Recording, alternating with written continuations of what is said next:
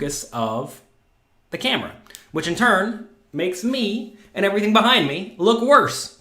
So let me know how we sound today. That would be beneficial. If you all are working hard on your games right now, studying poker, or if you know anyone new to the game, I have a fundamentals course available for you. It's right up there. It's called Master the Fundamentals. You need to make sure you understand how to play well before you start playing for any amount of significant money. So check that out at pokercoaching.com/fundamentals. Top of the morning, says Louis Philippe. Good morning, good morning. Hello, Russell, Joe, Rita Lil, my mom. Everyone's here. Happy days, happy days. Today is Friday, end of the week, which is great. We survived another one. I just realized April's over. Now we're here we are in May. Time flies. I remember just recently we were making sure we didn't get tricked by April Fool jokes. And now here we are. And, the world is still fun. Fun meaning very interesting and weird and sad and depressing. But we will all make it through it together. Hello from Canada, from London. Hello, hello. Everyone's from everywhere. From Kentucky. All right. Here we are drinking our straight bourbon this morning, straight from Kentucky. You have to start the morning out right with some nice dark bourbon. Actually, this is not bourbon. This is mushroom tea. Today, we're going to be discussing dealing with loss. And this was inspired by me teaching James to play poker yesterday. Not full real poker. We were basically playing war to some extent with a little bit of betting. We would ante one unit. And then we would look at our card, and if our card was a high card, we'd put in another unit. We would basically bet, right? And if our card was low, we would fold. So if the pot gets contested, it's a 4-chip pot. If the pot is not contested, the winner wins the 2 chips in the pot. Whoever, the one who doesn't fold. And it was nice and fun. James barely understood the rules. He did understand hand rankings. We had 1 through 10. And he very quickly understand that 10 beats everything, and that 9's also pretty great. He also realized 1 and 2 were not so good. The ones in the middle he basically always called. And to be fair, that's probably pretty close to optimal strategy. I don't know what the optimal strategy is off the top of my head. You're probably supposed to play, I don't know, obviously position is relevant. We didn't really worry about position. Anyway, James really got good at taking loss after a short period of time, which is good. Initially, what we did is instead of playing with chips, we played with toys. He really didn't like losing his toys. We would play. I let him win the first few times so that he, realized you're going to win sometimes. And then we started playing regularly, right? And he would lose sometimes. And every time he would lose, he'd be like, but that's my toy. And I feel like that is what a lot of adults sit there and think whenever they are playing poker. They lose their money and think, oh, that's my money. And then they get sad and depressed. And I tried to get in his head really quickly, like, look, you're going to lose sometimes, and that's okay. And realize that that's just part of the game. And by the end of playing for an hour, he was like, he loses, yeah, here, take the chips, or here, I win, give me the chips. And he was cool with it. And, maybe that's just like natural, good brain or something, I'm not even sure. But horrible words. And clearly we're great at putting together words at 9 a.m. in the morning. But essentially, that's what you have to recognize in poker. And the question is, how do you get to where you're just cool with losing for long periods of time?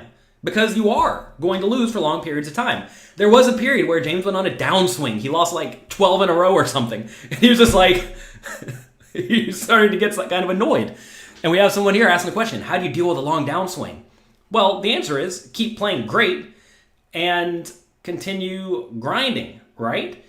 And the thing is that, we were playing a game with relatively little to no skill. Basically, James would always play when he had a 3 or higher. I would pretty much play with a 3 or higher as well, just for fun. And you have to realize that if you are playing at a disadvantage, you are going to experience long, long, long downswings. Why? Because you're losing. Every time you play, every time you make any bet in any game, you're either winning or losing some amount of money. It doesn't matter what betting strategy you're using. It doesn't matter how much of a bankroll you have.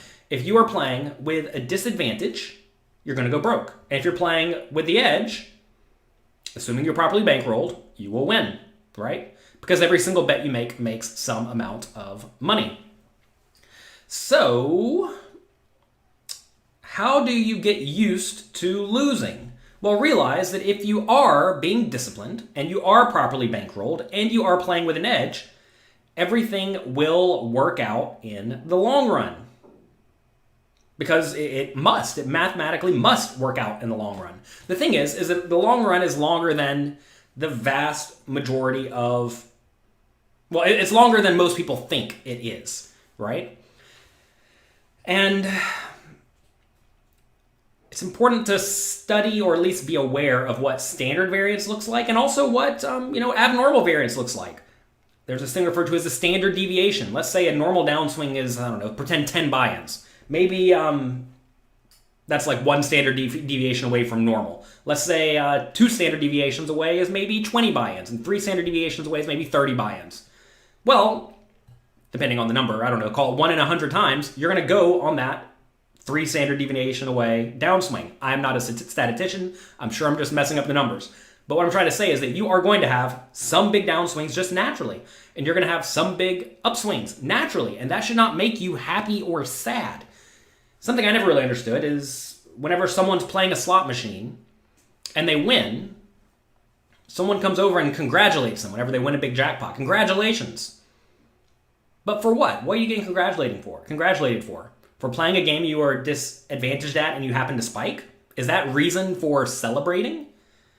I mean, you'll see poker players do this all the time. Whenever they have any decent score, they'll take half of it and blow it on a party or a celebration of some sort.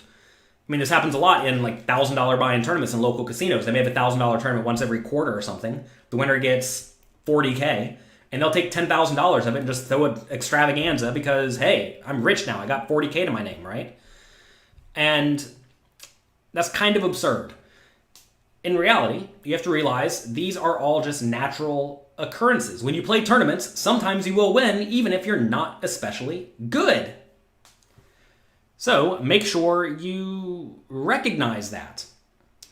So understand you're going to have swings, and once you understand you're going to have swings, it becomes normal. Like James realized after a while, I'm going to have some upswings where I just beat daddy every hand, and I'm going to have some downswings where I lose to daddy every hand for quite a while. And that's normal. So if it's normal, why are you unhappy about it? Well, the answer is most people are not disciplined. They are not playing nearly enough volume, and they are not keeping a proper bankroll. If you don't keep a proper bankroll and you don't play nearly enough volume, you're going to feel it way more than people who do play with discipline. So how do you learn to play with discipline? You have to recognize you can either succeed or fail in games. And the people who are disciplined succeed almost certainly. I have some friends who are very disciplined, A+ disciplined, and they're not even all that good at poker. But they win consistently. They've won consistently for like 20 years. How is this? Even if they're not that great at poker, well, they put in a lot of volume and they make sure they have some edge on whatever game they're playing, and their bankroll trickles up. Then I have other friends who are really good at poker, but they lack discipline. If they have a buy-in to a big tournament, they'll put it in there. And that results in them being broke sometimes. Sometimes they're rich, sometimes they're broke. Quite often, those players have bad spending habits. The slightly more disciplined ones often don't. But it's important to realize that if you approach poker like a gambling game and you gamble really hard at it, as if you would gamble on a sports book parlay where you try to turn 1 unit into 100, it's not going to happen all that often. Sometimes it does, but not all that often. And I would definitely recommend, if you care about making money long-term and succeeding at poker long-term, then you need to treat the game with an immense amount of discipline. Define volume, the amount of tournaments you play. Yeah, the volume means how many games you play. Volume can be calculated in terms of hands, in terms of tournament entries, etc., etc. It depends on... It doesn't really matter. What matters is like how much you are playing. Ideally, you want to count number of tournaments or hands. You don't really want to count the amount of time because you can play like 4 tables at a time online, right? Or 16 tables at a time online, and you get in way more volume. That said, when you're playing 16 tables at a time, you're getting in lower quality volume than if you're playing like 4 tables at a time or 1 table at a time. But you are getting way more hands in, way more tournaments in, which kind of overrides that. But yeah, volume basically means how much you're playing, but the idea of hours is not really a great metric. So time is not a great metric. What is a good metric is like number of games. So in Mike Mattisow's podcast yesterday, yeah, Mike had a birthday extravaganza because it's his birthday, and we had a Zoom call in. Didn't know who was going to be there. I could only be there for a few minutes, but it was me, Mike Mattisow, Lane Flack, and the great Phil Helmuth. 600 hours, good volume. John, did you just hear what I said? I specifically just said volume is not measured well in time. Just signed up to Poker Coaching Premium, and you love the quality site. You're very welcome. Which of my coaches would I consider the best tournament players if I was forced to pick? The best tournament player. Well, I would have to guess it's probably between Faraz Jaka and Jonathan Jaffe. Though both those players don't play a ton, and they have amazing ROI, and they know how to play fundamentally sound, and they know how to adjust really well. So one of those two. That said, I just hired James Romero, who I think probably is better than all of them. He has not made any in-depth content yet, but it's coming out very, very soon. If you have a job and are willing to reload, do you really have to manage your bankroll? Depends on if you care about losing your money, right? But no, like if you know you can put 10 buy-ins a month, let's say, then you basically, if you're going to do that every month for a year, you basically have 120 buy-ins, right? How big is a big enough bankroll? Check out pokercoaching.com. I'm sorry, jonathanlittlepoker.com/bankroll. There's no content on HUD stats on your site. Why is that? It's coming out very, very soon. We have an entire course coming out discussing how to use all of the various programs you could potentially need. Did James try bluffing yet? No, he did not. What percentage is luck versus skill? I mean, luck goes down as volume goes up. How come you see so many monotone boards? Maybe that's what you're looking for. Turns out if you're looking for things, you see a lot of it. If you're not looking for things, you don't see much of it. If you're a good player, don't go on tilt when you're losing. If you're a good player, yeah, why would you ever go on tilt anyway? If you're a good player, you should not go on tilt because you already have the thought process I've already instilled in you here, where you're going to play with a proper bankroll, you're going to put in good volume, and you're going to play when you have an edge. That's all you really have to do to win. I know it sounds overly simplistic, and I'm certainly not trying to make it sound simplistic because realize, like, you know, I started with no money and grinded hard for years to try to get a hold of a good bankroll. And find a game you can beat, play it a lot, and keep a proper bankroll, and you really cannot fail. That's the thing a lot of people don't realize. They think that you have to get super lucky to succeed at poker. But all you really have to do is those things. Playing games you can beat, keep a bankroll, and play a lot. You turned $100 into $8,500 in the last 8 months playing some tournaments and cash games. Good, congrats. Jamie says you recommended the new fundamentals course to one of your friends who's new to poker. Great, that's fantastic. Is poker coaching often one-on-one sessions and tournament reviews? You can definitely get that. We are actually in the process of getting up a page for individual private coaching. But send us an email, support@pokercoaching.com. Am I still taking athletic greens? Well, I drink it. I don't take it. You have to pay for it. I definitely take it with me whenever I travel to play poker. I haven't had much while I've been staying at home. Whenever I'm at home, I just eat a lot of like blended spinach and whatnot. Whenever I'm traveling, though, I quite often don't have access to that, so I just take it in. I just take the whole tub plus a blender bottle. Lexy Gavin's course on continuation betting really helped you. Good. Good. Only 20 people like this video. Well, people don't like the idea of losing. You know, the interesting thing is that people do things, all activities they do, for all sorts of reasons. It's important to realize a lot of people play games, including poker, as something that proves something in their life. A lot of people want to think they are unlucky. And they use poker and other games that they fail at as a way to, call it prove that to themselves. And when that happens, like that is the justification for playing the game. Like, oh, look at this again, I lost again. It's like, yeah, it's because you're bad at both poker and probably life, assuming the metrics you care about are not coming through. And a lot of people are not actively looking to improve their skills. They're looking for things to complain about. As John Moon says here, volume does cure variance.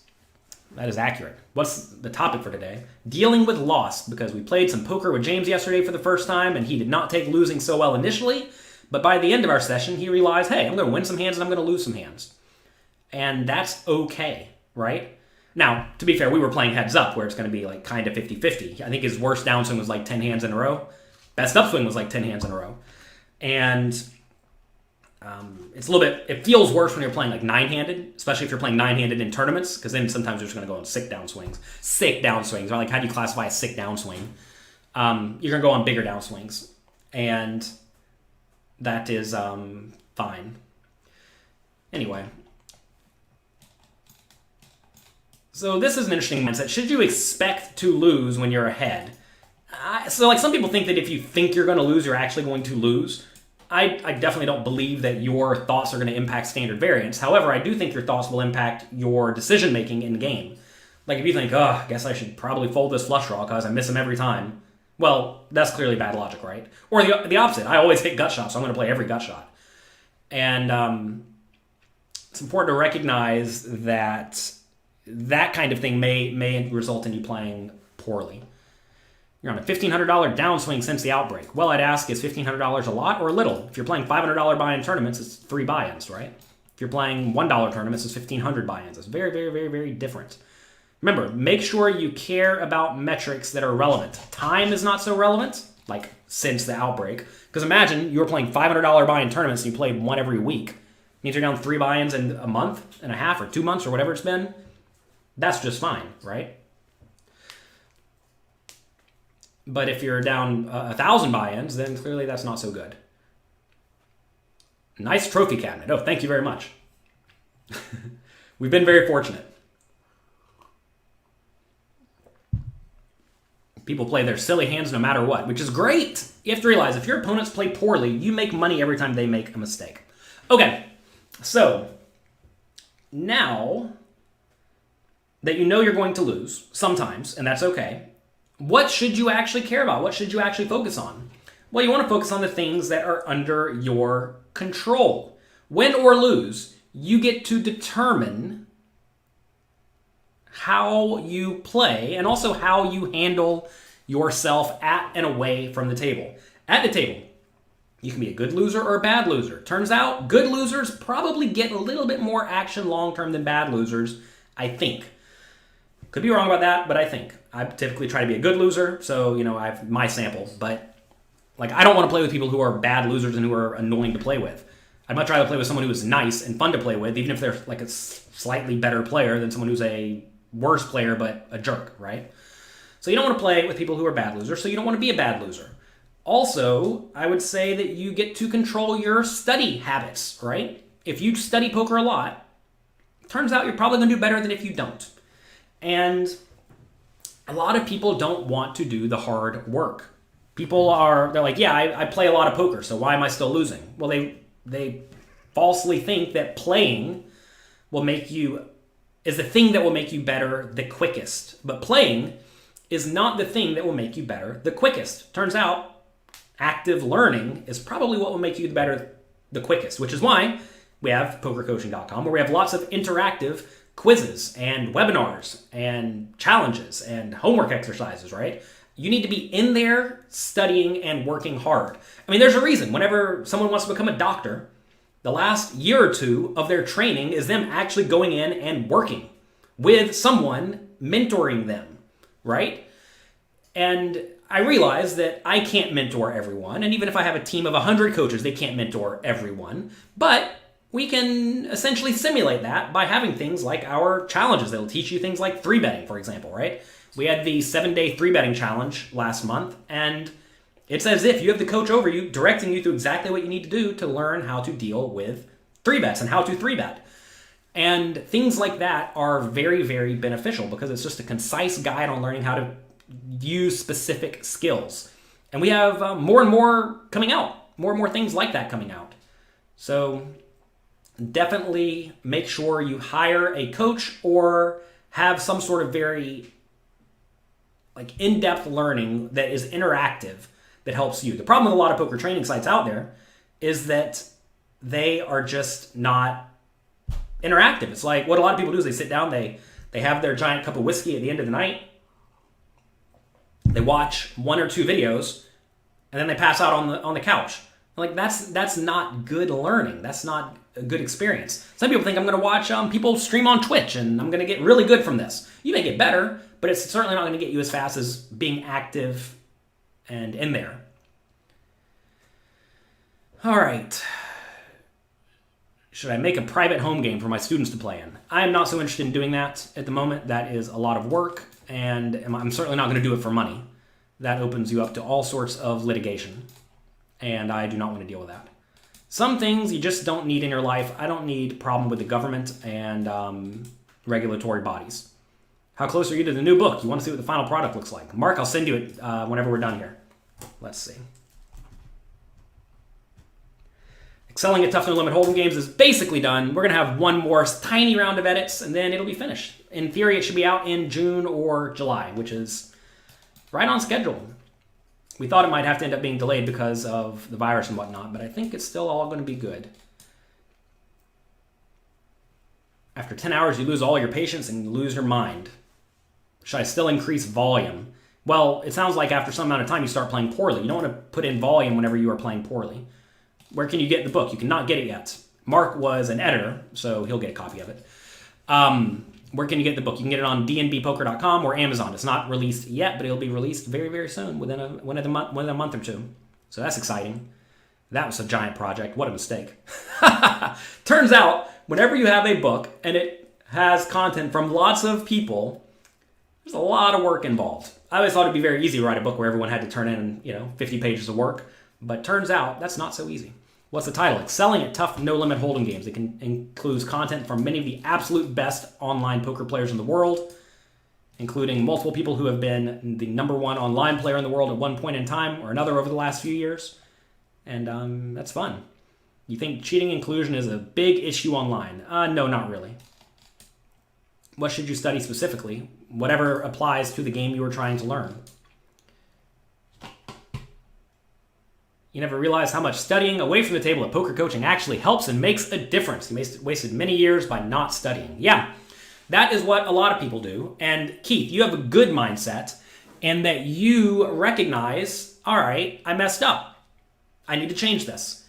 The problem is that a lot of people realize they messed up and they're like, oh my God, well, I can't admit that I did this wrong for the longest period of time because that would admit that I was squandering my time or that I failed or something like that.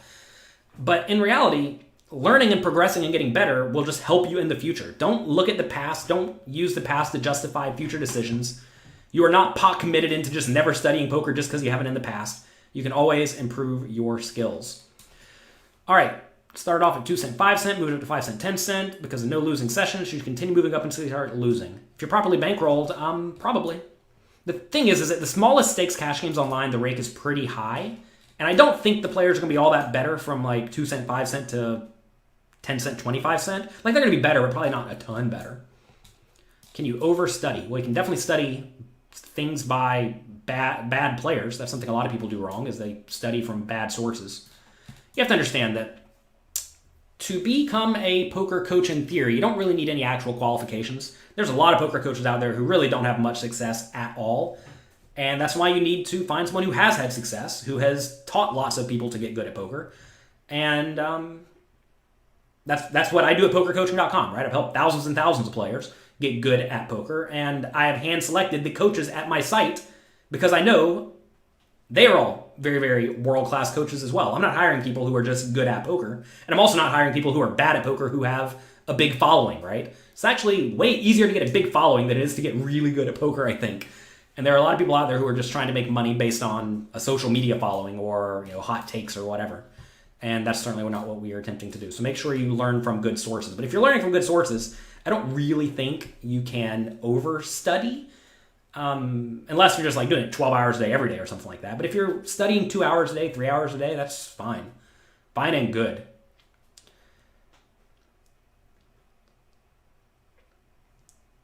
Do you consistently win money at poker itself? Yes. Well, as consistent as you can in poker tournaments. You're obviously going to have variance in poker tournaments, but I've won most years There have been some break-even or slight losing years, but that's standard in high-stakes live tournaments.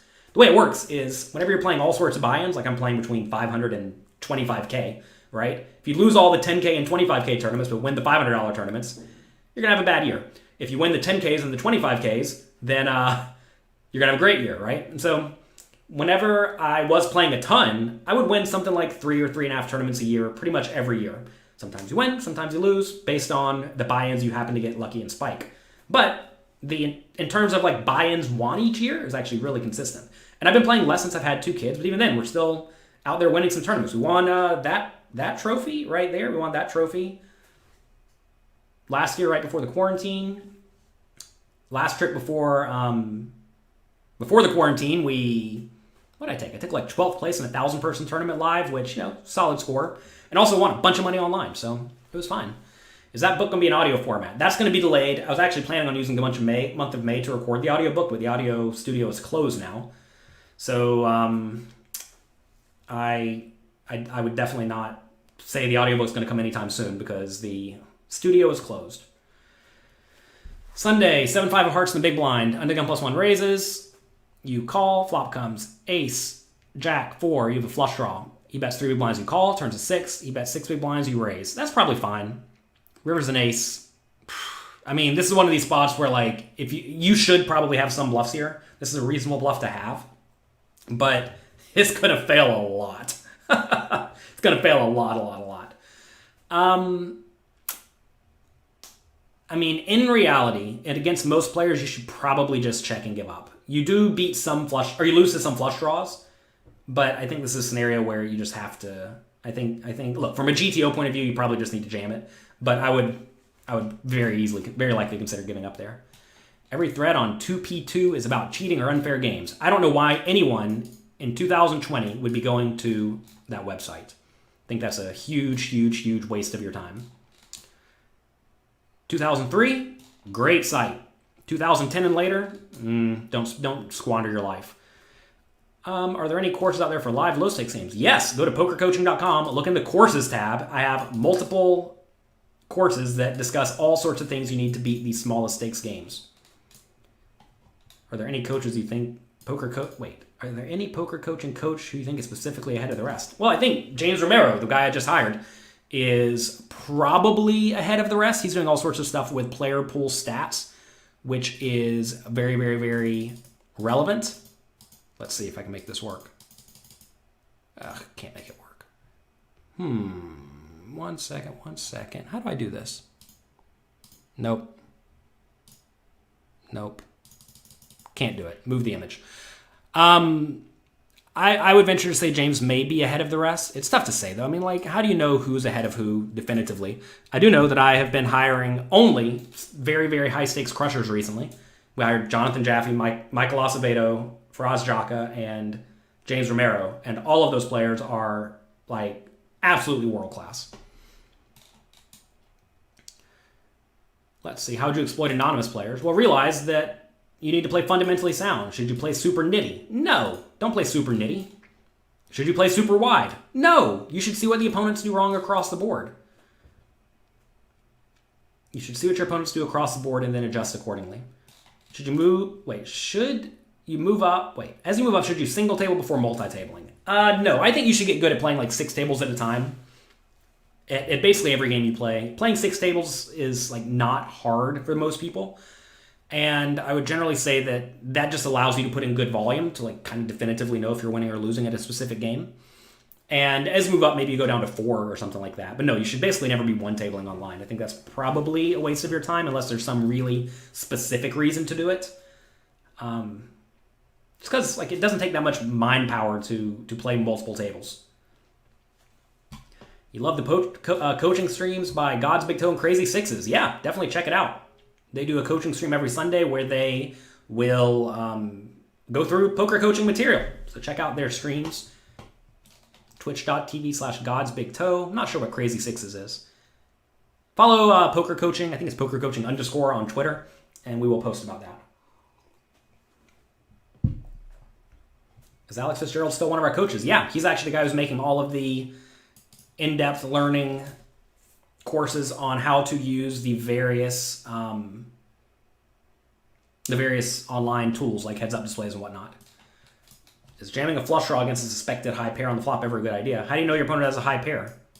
If they're not, and also, how do you know they're going to call or fold it?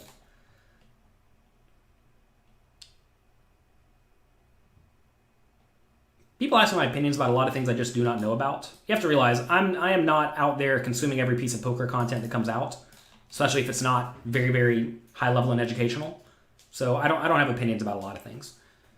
And if you don't have opinions, realize you don't have opinions. Would you recommend playing Zoom on PokerStars? If you want to get in a lot of volume against good players, then sure. You're not going to win any money, because basically everybody loses in that game. But it's a good way to get an experience playing against good, fundamentally sound players in exchange for just not making any money.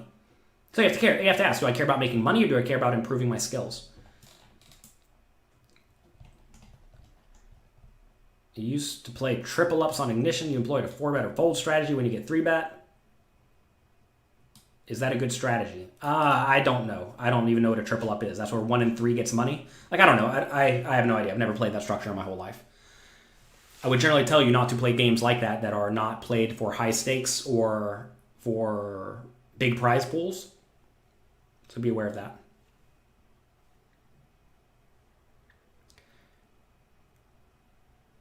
Mark, I'm not sure what you're even saying here. Ray Jerez just dropped $250K. He's doing all the things you would suggest to adjust. I mean, sure. I have no clue what you're really referring to. Why is it so hard to make big folds against weak passive players and bad regs, even when you know they have no bluffs in their range? Well, it shouldn't be hard. This is because people get emotionally attached to their current situation, their current hand, right? They think, oh, I have pocket aces. Pocket aces are great. I waited all this time for pocket aces, and now I have to fold them? No way, I'm not folding my aces. Well, I mean, that's just you being silly, right? So you being immature. Sometimes your opponent just has the nuts, so you fold. How do you keep your composure when getting all these random poker questions? I've been doing this about 15 years. After 15 years of answering random poker questions, you get pretty good at it. Do I like cash games the same as tournaments? I like changing things up. That said, tournaments are almost always softer than cash games across the board.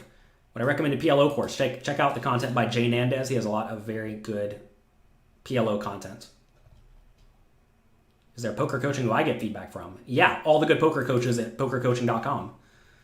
You have to realize, I hired the coaches to secretly help me. I know it looks like I'm hiring them to help all of you, but I'm actually hiring them to teach Jonathan Little to get better too.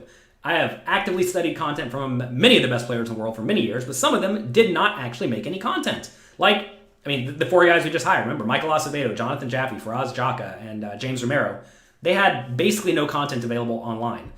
And I realized that these guys are all super crushers. And decided to hire them. Fortunately, they all like me. They'll work with me, and we're making it happen for all of you as well. Is it stupid to play money for poker without love for the game? Depends on what you're trying to accomplish. What's that? A lightsaber. You have a lightsaber? Show everybody. Oh, what sounds it make? It doesn't. Yeah, zoom. That's more of a rifle. Yeah. Hey, Daddy. Hey. Can you show them that? What? This? No. That? Yeah. That's a big trophy. Yeah. Can you show that to them? Can I show this to them? Yeah, sure. This is a trophy. I won at the Seminole Hard Rock in the $2,000 8-handed tournament. Hey, Daddy, can you show that one? Which one? This one. Behind you. Which one? This one? Yeah. This is the trophy that you all gave to me. This is for the Poker Personality Award of 2000, it doesn't even say the year. Oh, 2019. Yes, that's your year right there. Thank you all for voting for me and making me the Poker Personality of the Year. Those are salty. Hey, James, I have a serious question for you. Yeah. You remember playing poker with me yesterday? This so. Yeah, you remember playing poker? This so. How did you feel when you were losing? Happy. You lose. Yeah, I lost. You're right. Yeah. How did you... Yeah, you won. How did you feel when you were losing, though? Happy. You were happy when you lost? Yeah. It was okay after a while? Yeah, that was okay. Yeah, you just like playing the card game? Yeah, playing a card game. Was it fun? Yeah. You want to play again later today? Yeah, so. Okay, tell everybody bye-bye. Bye. I need to watch something here. Yeah, don't touch that. Who do you think's going to win today, me or you? Me. Yeah, you think so? Well, we'll see. Say bye-bye. Bye-bye. Have fun. Say good luck in your games. Goodbye to your games. See ya. So that's Mr. James. How stupid is it to do anything you don't love for money? As if you need money, right? It's really the answer. He means someone is on a downswing. I don't care if people are on random people are on downswings. That does not impact my life in any way whatsoever. How do you play GTO if you don't know your opponent's ranges?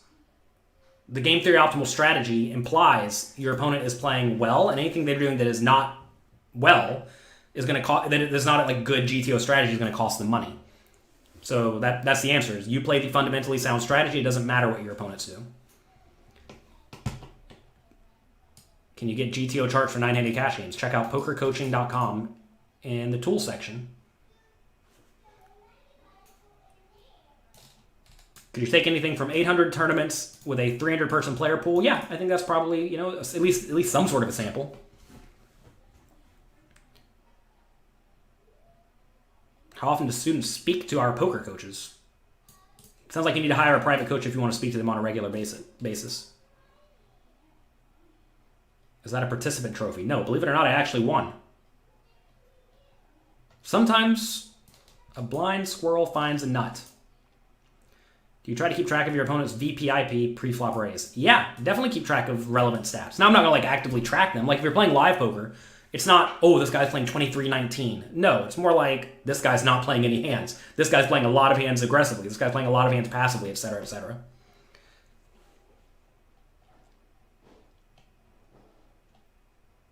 When is Amy back on? Amy was just right there, but she decided not to come on today.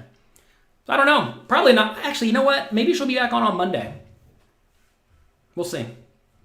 What kind of coffee are you drinking? Is it just black? This is mushroom tea. I already had a black cup of coffee this morning. I drink the coffee black. This is my opinion, but I think that if you do not like the taste of coffee, you probably don't want to drink coffee and then put a lot of nonsense in it. You might as well just take caffeine pills then.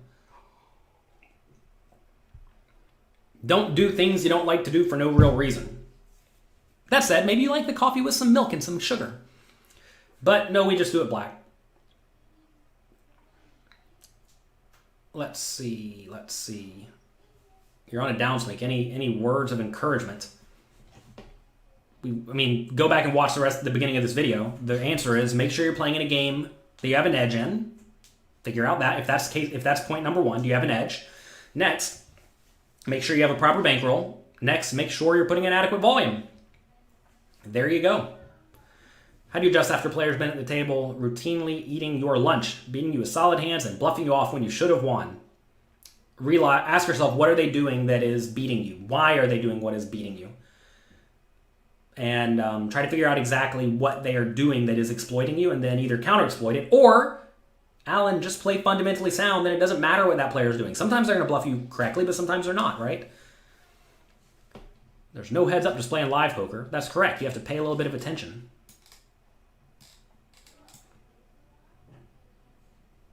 Should you play without looking at your cards to improve your skills? No, that's ridiculous. Why would you not play? Why would you not look at your cards when you can look at your cards? I said volume is a bad way to calculate volume. No, I said time is a bad way to calculate volume. How would you do it in live poker? Number of hands you play. Right? If you're playing live poker, sometimes you're going to put in 20 hands an hour at some tables, sometimes 40 hands an hour at other tables. Ideally, you want to play the games where the game's moving kind of fast, right? So I would tell you to figure out roughly how many hands you play per hour in your specific game, figure out how many hands that is. That said, if you realize it's always, let's say, 30 hands per hour, then sure, you can figure it out per hour. A lot of people like thinking about it per hour because, hey, I go to work and I make X dollars per hour. But it's not exactly how poker works. You make X dollars per hand, not X dollars per hour, because in some hours you play more hands than others, and in some games you play more hands than others. Is it better to play a large tournament with a large prize pool or smaller tournament with smaller prize pool? Typically, the games get softer as there are more players in the game. That said, you're going to have way more variance. So, do you care about variance? Yeah, this tea is made by Four Sigmatic. I don't know if it's any good or not. I enjoy it, though. $5 tournament on Party Poker, 25 big blinds, and the big blind with sevens, folds a small blind, he jams 70 big blinds. Should you call? Probably. With no reads, probably. You're going to be roughly flipping, but he's going to have some ace-X that you dominate some portion of the time. So you probably have like 55% equity or something like that. All right. In a home game, 5 people limped. You had ace king, you raised to 5 big blinds. I would definitely make it smaller. I would definitely make it about a pot size raise, which is 3 times the last bets. That would be 3 big blinds plus 4 additional limpers. That's 8 big blinds plus a small blind of big blinds, so 10 big blinds. 10 big blind raise there is about a pot size raise. How do you play against a rock? Is a rock a tight player, or is a rock a rock that is used in limit games? Or I guess no limit games. Is a rock just a tight player? If you mean just a tight player, just don't give them any action. Seems like a lot of times you raise big from early position, get 5 callers, and then you miss. Should you just get out of the way? Yeah. Whenever you're against 5 players on the flop, someone's going to have something. If it's not you, it's probably someone else. Do you think a sudden huge increase in the players makes it worth moving up in stakes to avoid increasingly large fields and reduce variance? Look, variance is not your enemy. I think a lot of people think, oh, I got to get variance down. No. You want to play in games where you have the biggest edge, assuming you're properly bankrolled. If you're not properly bankrolled for your game, then that changes things, right? That means you probably just need to move down in stakes, play more tables. Oh, the rock is that guy, Dwayne.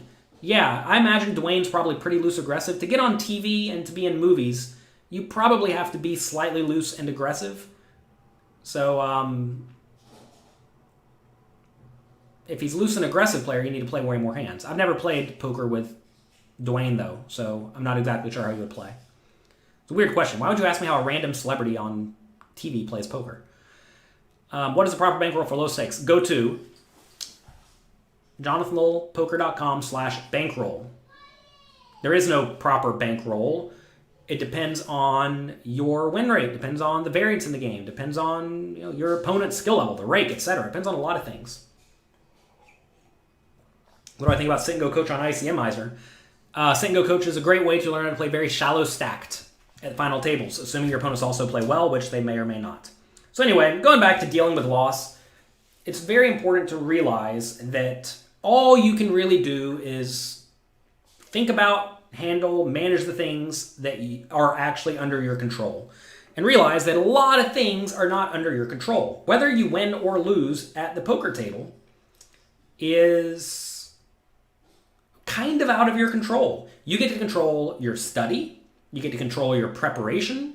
You get to control how you react to wins or losses, right? And a lot of people instead think that they get to actually control what happens at the table. In reality, you're going to go and you're going to play poker as your strategy in your mind dictates. Whether or not you have a strategy, you do have a strategy. And whatever you learned ahead of time is going to impact your play at the table. And if you have not studied at all, you're going to play poorly. Even if you think you're making good decisions, it doesn't really matter because you're either going to make good decisions or not based on your previous work. After the tournament, say you go there and you lose. Say you bubble with pocket aces against pocket fives, like I did one time at a $1,000 or £1,000 tournament.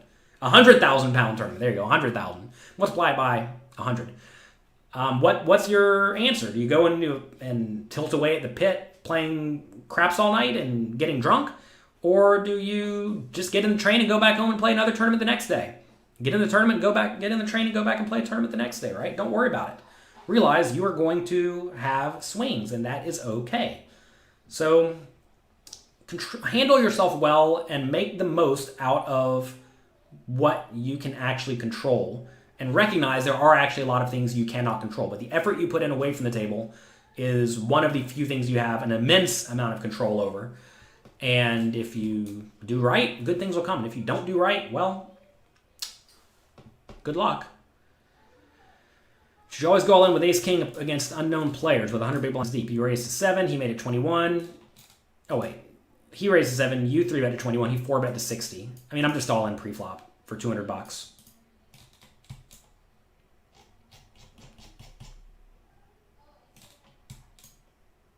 Is it okay to get mad sad even for a little bit and duck out coolers? I'm not sure what duck out coolers mean. You ever play lower when swing sensitive even though you're rolled for your limit? Well, the real Haas route, realize that you don't need only a proper bankroll to play a game. You also need an adequate skill level. For example, imagine you normally play $10 buy-in tournaments online.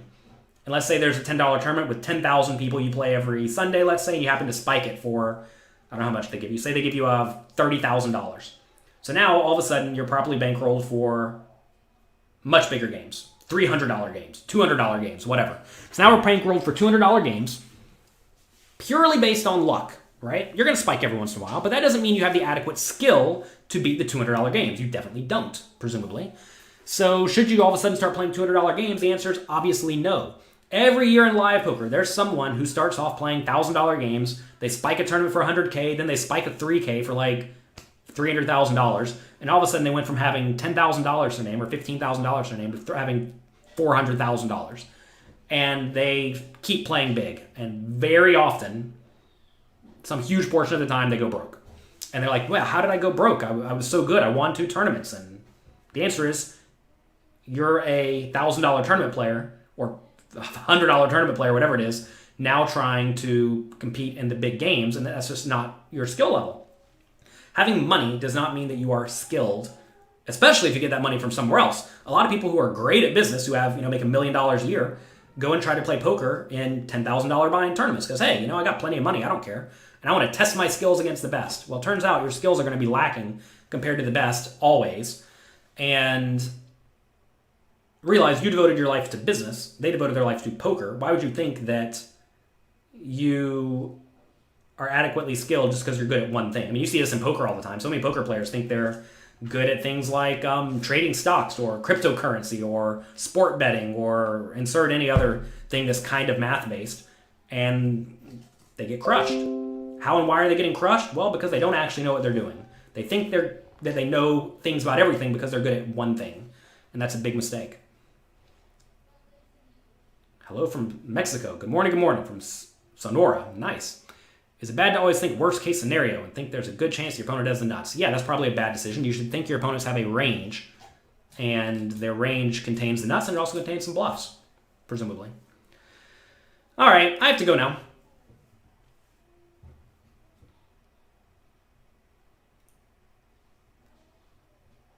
I hope you all enjoy your time today. The trading and cryptocurrency mention hit hard. Come on, blockhead. Am I the blockhead or are you the blockhead? Look, just because you're good at one thing doesn't mean you're good at another thing. I mean, there was this poker player / internet personality out there about 3 or 4 years ago who was really promoting cryptocurrencies that he presumably had a piece of to his followers, trying to get them to buy so that he could sell. And also, probably because he thought they were going to go up. Turns out, that was the absolute peak, and a lot of that player's followers lost half their money. How do I know this? Well, because I got emails from a lot of them saying that, oh, I listened to you and this other guy. This guy said put all my bankroll in cryptocurrency because it's only going to go up. Then, all the guy's followers lost half their bankroll, and I hear it as if it's my problem that they made a stupid decision by listening to someone who didn't actually know what they were talking about. So please, please, please make sure you listen to people who know what they are talking about. And if you want to have a consistent bankroll without swings, without unnecessary swings, in the upwards or the down direction. For example, imagine the cryptocurrency goes up 55%, goes down 45%. Do you really want all your money in it? No, you don't want your money in that because you actually are completely out of control and you're listening to people who don't know what they're talking about, and that results in you making substantial errors. Sometimes substantial errors work out, right? You can play bad poker and still win sometimes, but if you play bad poker on average, you're going to lose.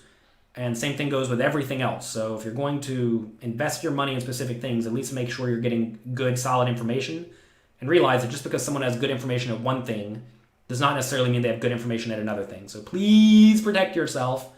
And also, don't be egotistical. Get your ego out of there. Just because you're good at something, like let's say poker, doesn't mean you're going to be good at other things too, even if they look kind of related. Just because you're good at No Limit Hold'em doesn't mean you're going to be good at Pot Limit Omaha or Short Deck. They're different games. So please, please, please be smart, protect yourself, and realize that even if you do make good decisions and you are smart and you protect yourself, you are still going to experience losses. So if you're going to experience losses some portion of the time, realize that is okay. And as long as you are making those good decisions and you're properly bankrolled and you're not just degenerate gambling, good things will come in the long run. So that's it for today. Again, if you are new to poker, if you have any friends who are new to poker and they want to get good quickly, check out right over here, Master the Fundamentals at pokercoaching.com in the Courses tab. It's right there for you if you are a poker coaching member. That'll go a long way to getting you up to speed so that you can make use of all the in-depth training material over at pokercoaching.com. Good luck, have fun, have a great weekend.